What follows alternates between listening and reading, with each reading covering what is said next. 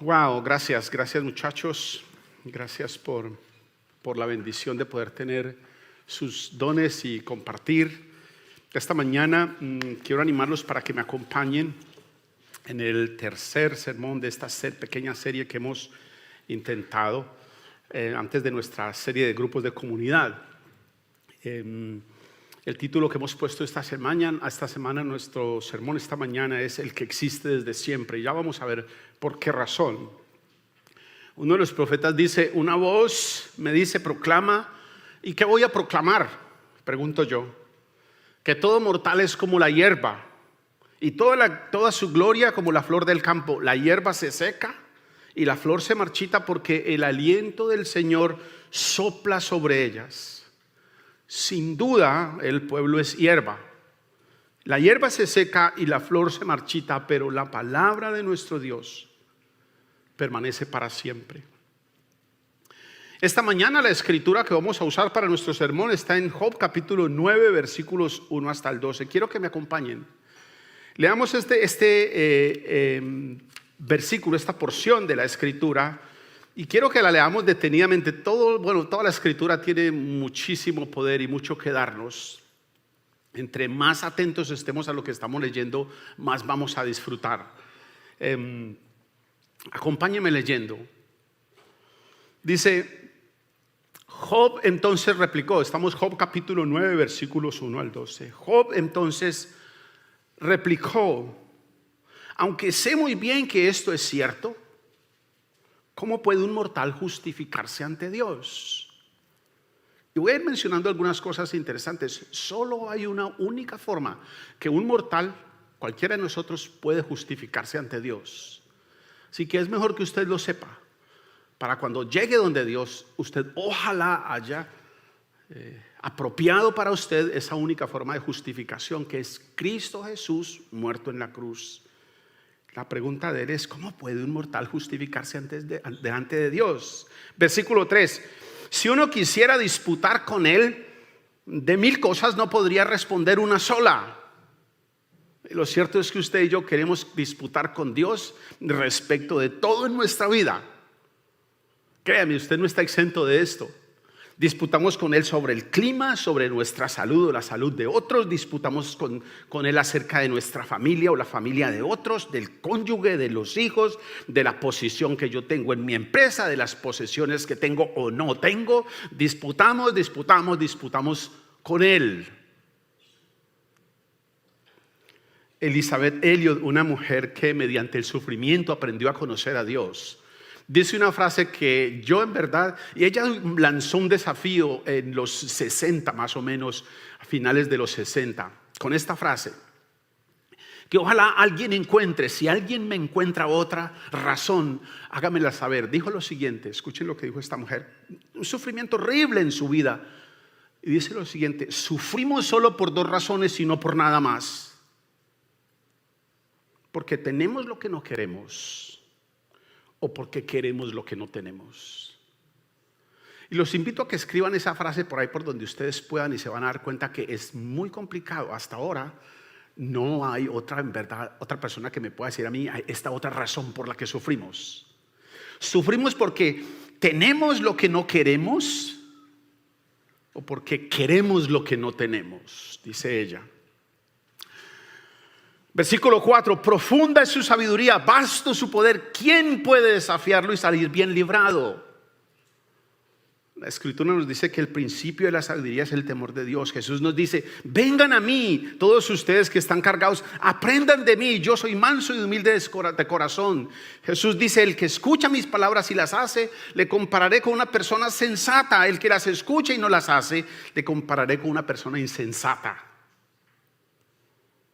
Versículo 5, y empieza a usar unos verbos interesantísimos. Él mueve montañas sin que éstas lo sepan. En su enojo las trastorna. Él remueve los cimientos de la tierra y hace que se estremezcan sus columnas. Imagínense ustedes que un día el monte Everest aparece en otro sitio sin darse cuenta. Ups. Las mueve sin que se den cuenta. Lo que ustedes y yo por la ciencia llamamos movimientos de placas tectónicas, sismos, terremotos, es en verdad porque así lo dice la Escritura. Dios, a causa de la ira, trastornando las montañas, removiendo los cimientos, estremeciendo las columnas de la tierra. Versículo 7, reprende al sol y su brillo se apaga y eclipsa la luz de las estrellas. Yo no sé para ustedes, para mí, pero para mí es muy confortante oír la descripción que Job hace de Dios y saber que ese Dios es el mismo Dios en el que yo creo, y saber que este Dios apaga el sol. Yo necesito una escalera para apagar un bombillo y alguien que me tenga la escalera. Él apaga el sol.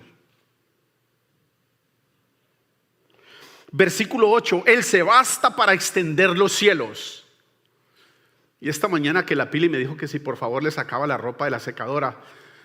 No se imaginan ustedes el lío tratando de doblar una sábana de esas que tienen resortes. Pero me acordé una vez que alguien me enseñó cómo hacerlo, que está sentado aquí. Fue facilito, pero me pensaba yo, wow. Y Él se basta para extender los cielos. Versículo 8, somete a su dominio las olas del mar y camina sobre las aguas, según sabemos. Versículo 9, Él creó la Osa y el Orión, las Pleiades y las constelaciones del sur. Él realiza maravillas insondables, portentos que no pueden contarse. Si pasara junto a mí no podría verlo, si se alejara no alcanzaría a percibirlo. Si de algo se adueñara, ¿quién lo hará desistir? ¿Quién puede cuestionar sus actos? Frase tras frase, Job va describiéndonos a Dios, va mostrándonos sobre esta admiración de este inmenso y poderoso Dios en una evidente revelación. Él va trazando línea tras línea a Dios, pero nos va describiendo también a la persona de Jesús, el Hijo de Dios, quien un día vendría, habitaría entre nosotros, de que vimos su gloria, según nos dice la Escritura y según usted y yo sabemos, gloria como del unigénito del Padre. Claramente Job estaba hablando de algo, de alguien muchísimo más grande que él podía comprender y que sus primeros lectores comprenderían. Siendo que solo Dios marcha sobre las olas del mar, como nos dice Job. Cuando Job está describiendo a Dios, entonces implícitamente nos está describiendo a Jesús, quien vino a ellos caminando sobre las aguas. ¿Recuerdan el pasaje? Acompáñeme, Marcos, uno de los pasajes que lo menciona, Mateo capítulo 14, versículo 25. Dice así la Escritura: en la madrugada Jesús se acercó a ellos caminando sobre el lago.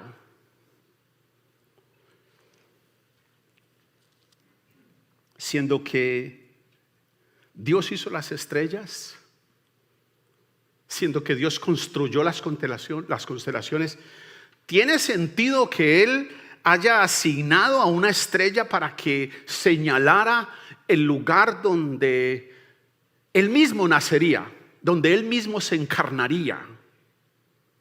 No solo el lugar, pero el momento donde nacería ese niño que nos fue dado y que es llamado, como veíamos unas semanas atrás, Dios fuerte, Padre eterno. Siendo que Dios hace grandes cosas, maravillas que no pueden ser contadas, múltiples milagros. Es una clara referencia a Jesús, quien dice la Escritura hizo múltiples milagros. Nicodemo dijo algo interesante: nadie puede hacer las señales que tú has hecho si Dios no está con él. Jesús dijo algo interesante: ok, mire, hagamos una cosa, si ustedes no quieren creer en mí, no crean en mí, crean en las cosas que yo estoy haciendo. Crean en los hechos, en la evidencia. Y no hay nada más importante que eso. Hechos tangibles, evidencia real en el momento de hacer un juicio. Y Jesús nos dice: ok, está bien, ustedes me ven a mí, yo no soy de su agrado por lo que les digo, lo que sea. Crean en lo que yo estoy haciendo. Algo interesante que dice la Escritura es que todo esto que Jesús hizo, lo hizo para que usted y yo entendamos y para que creamos que Él es el Hijo del Padre. Acompáñeme por favor leyendo Juan capítulo 10, versículo 38. Dice así la Escritura: pero si las hago, aunque no me crean a mí, crean a mis obras, dice Jesús, para que sepan y entiendan que el Padre está en mí y que yo estoy en el Padre. Así que entendamos que estos hombres de la antigüedad no estaban hablándonos acerca de un Dios y nosotros ahora estamos creyendo en otro Dios. Ustedes y yo estamos creyendo en el mismo Dios, único, un único Dios, que ellos nos estaban describiendo en la antigüedad. Ahora nosotros lo estamos viendo. Siendo que las palabras de Dios, como dice Job, están más allá de cuestionamiento. Sabemos que Jesús hablaba las palabras de Dios cuando dice que nadie osaba preguntarle nada más. Acompáñeme por favor, Marcos capítulo 12, versículo 34. Marcos 12, versículo 34. Dice, al ver Jesús que había respondido con inteligencia, le dijo: no estás lejos del reino de Dios. Y desde entonces, dice la Escritura, nadie se atrevió a hacerle más preguntas. Como Job, hubo muchos otros que recibieron este tipo de revelación acerca de Dios. Y quiero que me acompañen a escuchar de uno de estos hombres de Isaías la revelación que él tuvo de Dios. ¿Qué fue lo que él vio de Dios? Acompáñeme, y esto es solo uno de ellos, porque usted puede encontrar en la Escritura varios. De hecho, en el libro de Isaías usted va a encontrar descripciones extraordinarias de este Dios en el que ellos creyeron y en el que usted y yo creemos. Isaías capítulo 40, versículo 12 hasta el 31. Escuchen lo que dice la Escritura. ¿Quién ha medido las aguas con la palma de su mano y abarcado entre sus dedos la extensión de los cielos? ¿Quién metió en una medida el polvo de la tierra? ¿Quién pesó en una balanza las montañas y los cerros? ¿Quién puede medir el alcance del Espíritu del Señor? ¿O quién puede servirle de consejero? ¿A quién consultó el Señor para ilustrarse? ¿Y quién le enseñó el camino de la justicia? ¿Quién le impartió conocimiento o le hizo conocer la senda de la inteligencia? A los ojos de Dios, las naciones son como una gota de agua en un balde, como una brisa en el polvo del Líbano. Como una brisa de polvo en una balanza.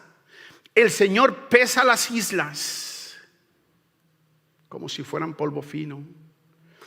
El Líbano no alcanza para el fuego de su altar, ni todos sus animales para los holocaustos. Todas las naciones no son nada en su presencia. ¿Acaso no lo sabían ustedes? ¿No se habían enterado? ¿No se les dijo desde el principio?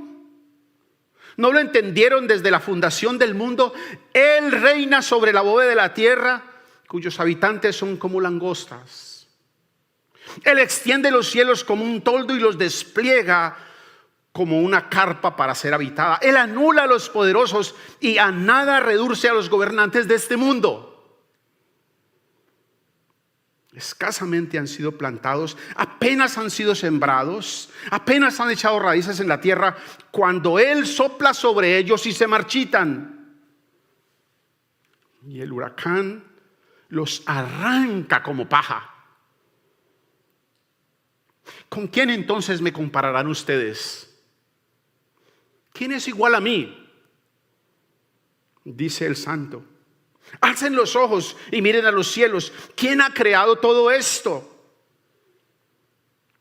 El que ordena la multitud de estrellas una por una y llama a cada una por su nombre. Es tan grande su poder y tan poderosa su fuerza que no falta ninguna de ellas. ¿Por qué murmuras? ¿Por qué reniegas? Mi corazón, mi camino está escondido del Señor. Mi Dios ignora mis derechos. ¿Acaso no lo sabes? ¿Acaso no te has enterado? El Señor es el Dios eterno, creador de los confines de la tierra. No se cansa ni se fatiga, y su inteligencia es insondable. Él fortalece al cansado y acrecienta las fuerzas del débil. Aún los jóvenes se cansan, se fatigan, los muchachos tropiezan y caen. Pero los que confían en el Señor renovarán sus fuerzas, volarán como las águilas, correrán y no se fatigarán, caminarán y no se cansarán. Juan nos dice algo interesante en su descripción de Dios. En el Evangelio de Juan, acompáñeme por favor. Dice algo interesante. Juan capítulo 1, versículos 1 al 3. Dice, en el principio ya existía el verbo. Y la escritura nos pone este verbo con mayúscula. Nunca voy a parar de decir esto porque nos está haciendo referencia a alguien, no a algo. Y el verbo estaba con Dios, dice Juan. Y el verbo era Dios. Él estaba con Dios en el principio. Mire lo que dice Juan. Por medio de Él todas las cosas fueron creadas. Sin Él nada de lo creado llegó a existir. Luego, en la primera carta del apóstol Juan dice algo interesante. Primera de Juan capítulo 1, versículo 1. Acompáñeme. Lo que ha sido desde el principio, lo que hemos oído, lo que hemos visto con nuestros propios ojos, lo que hemos contemplado, lo que hemos tocado con las manos, esto les anunciamos respecto del verbo que es vida. Dios, quien creó el universo, quien se mantiene perfecto por encima y por fuera de la creación, por dentro de su creación, quien no ha sido creado, quien es inescrutable, se introdujo en su propia creación, viniendo, encarnándose en la persona histórica de Jesús, haciéndose visible para nosotros, haciéndose entendible, haciéndose accesible, tocable. Nos dice la escritura que a unos abrazó, a otros tocó, a otros les puso saliva en los ojos, otros lo tocaron a Él. Él, este Dios maravilloso, este hombre extraordinario, este ser que nos describe Job, que nos describe Isaías, vino, se metió, habitó entre nosotros. En su caminar con Jesús, Felipe le dice algo interesante al Señor. Señor, muéstranos al Padre. Y Jesús le contesta, Felipe, tanto tiempo he estado con ustedes y no lo han visto.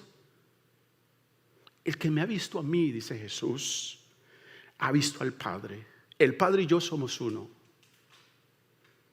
No vamos a encontrar mejor conexión en esta descripción que nos hacen nuestros patriarcas en la antigüedad con la descripción que nos hacen los apóstoles y discípulos del Señor de quién es Dios, de quién es Jesús.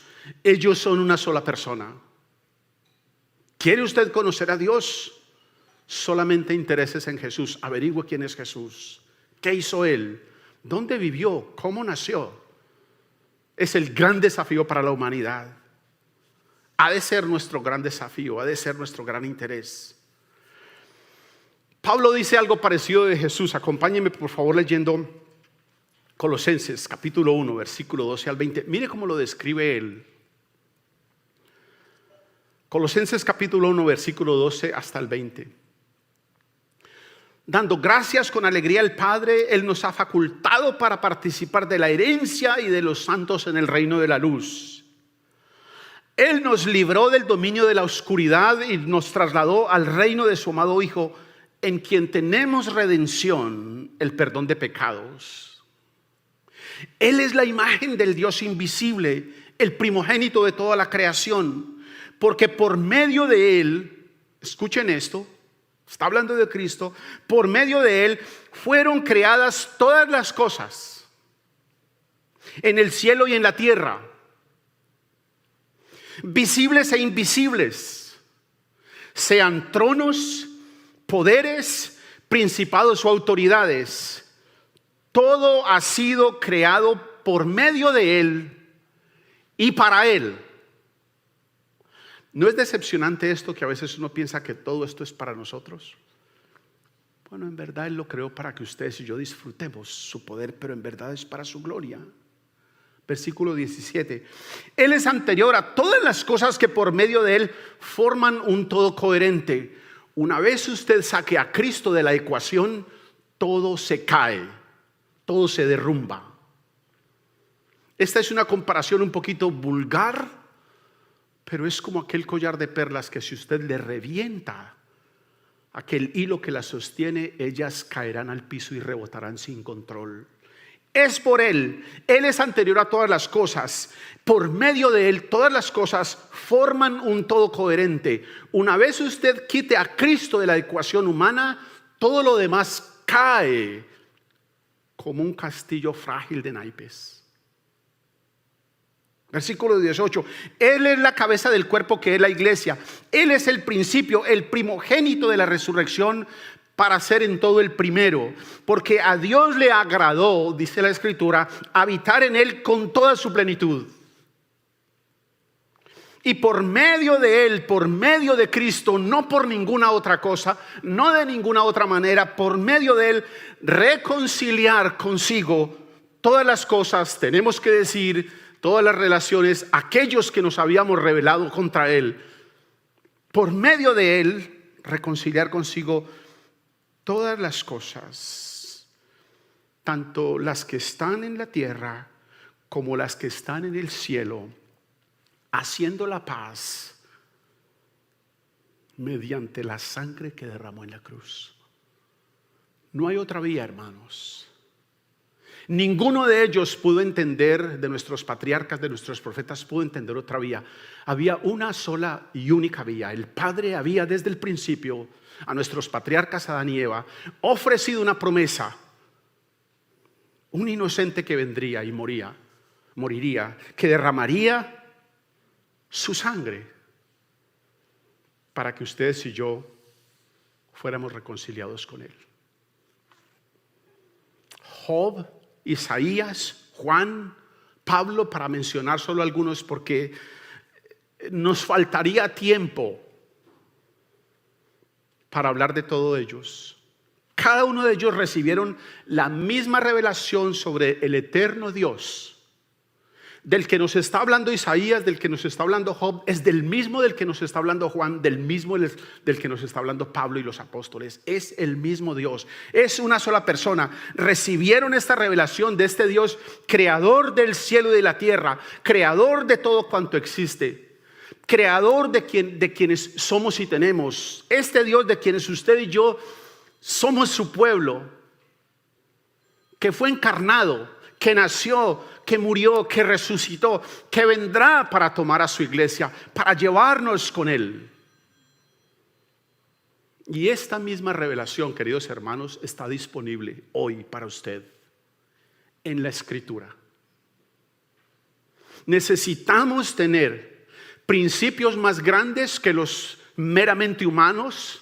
Necesitamos imponer en nuestras vidas principios más grandes que los principios que nos ofrece nuestra cultura, que los que nos ofrece nuestra tradición. Escúchenme lo que voy a decir. Necesitamos poner en nuestra vida principios más grandes que los que nos ofrece nuestra organización religiosa. Y esos principios, el único lugar donde están es en la Escritura. Necesitamos ir a la Escritura y encontrar esta revelación santa de este Dios soberano, de este Dios que capacita a las personas para caminar por encima de cualquier situación, que no se deja abrumar con el éxito, que no se deja aplastar por el fracaso. Estas personas vieron a este santo Dios que nos es ofrecido a nosotros, a ustedes y a mí, en la persona de Cristo. Fijemos nuestros ojos en Él. Pregunta para ustedes, y quiero que se responda con honestidad. Esto es complicado, en verdad. Si usted es honesto, usted va a salir lastimado esta mañana. Y ese es mi trabajo. Lastimar lo más posible su ego para que usted acuda al Padre. ¿A quién le atribuye usted lo que ve? ¿A quién le atribuye usted todo lo que ve alrededor suyo? ¿De dónde vino todo esto? Sea honesto con usted mismo, porque su respuesta está definiendo su eternidad.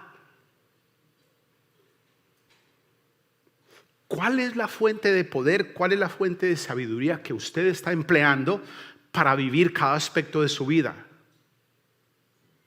Para vivir cada relación en la que usted está envuelto en este momento y en las que muy posiblemente vaya a estar envuelto más adelante. ¿Cuáles son los principios de sabiduría que usted está usando para vivir su vida? ¿De dónde cree usted que vienen sus fuerzas, su inteligencia, su creatividad? ¿De dónde creen que vienen sus dones? ¿Cómo llegaron a pertenecerle a usted? ¿Cómo? ¿De dónde vinieron? ¿Cuál es la fuente? Su respuesta es crucial para usted, para sus hijos, para sus vecinos, para su comunidad de creyentes. ¿Cuál es el valor, el verdadero valor que Cristo Jesús tiene en su vida? Hay una pregunta que yo hago a casi cada persona: ¿cuál es el valor que Dios tiene en su vida? Y la respuesta inequívoca es: Él es lo primero en mi vida. Y lo que ellos no se dan cuenta es que les he trazado una trampa. Entonces les pregunto: ¿me ayudaría usted a interpretar mejor eso? Oh, sí, claro, ¿cómo no? ¿Cómo me ayuda usted a entender que Dios es lo más importante para su vida? ¿Cuánto tiempo le dedica usted a su palabra? ¿Cómo así? ¿Es que Él tiene palabra? Sí, Él tiene palabra y la tiene escrita. ¿Ha leído usted? No, yo nunca la he leído. ¿Cómo entonces es posible que Dios sea el más importante en su vida y usted ni siquiera ha leído su palabra? E incluso con creyentes de años, y no han leído la Escritura desde el principio hasta el fin. Pero han leído novelas, han leído historia, han leído biografías, han leído, o sea que no es que no sepan leer ni que no les guste. Es que hay una resistencia natural en nuestro corazón hacia estos santos principios, hacia esta santa sabiduría que nos transforma, que nos confronta, que nos traza una línea diferente a la que usted y yo queremos vivir. ¿Cuáles son sus principios de vida? ¿Acaso no lo saben? Dice el profeta. ¿Acaso no te has enterado? El Señor es el Dios eterno, creador de los confines de la tierra. No se cansa ni se fatiga y su sabiduría es insondable. Él fortalece al cansado y acrecienta las fuerzas del débil. Aún los jóvenes se cansan y se fatigan, los muchachos tropiezan y caen, pero los que confían en el Señor renovarán sus fuerzas. Volarán como las águilas, correrán y no se fatigarán, caminarán y no se cansarán. Oremos. Padre, Dios santo, Dios encarnado, Cristo Jesús, Señor y Redentor nuestro, vemos en ti el Dios eterno y como Job cubrimos con nuestras manos nuestra boca, reconociendo que nunca debemos tratar de pretender definirte a ti, Señor santo, Señor sublime, solo con palabras o con términos o con conceptos que yo mismo controlo y defino. Tú eres Dios, yo soy tuyo. Tú nos creaste, nosotros somos tu pueblo. Tú eres eterno, nosotros no, nosotros somos mortales como la hierba.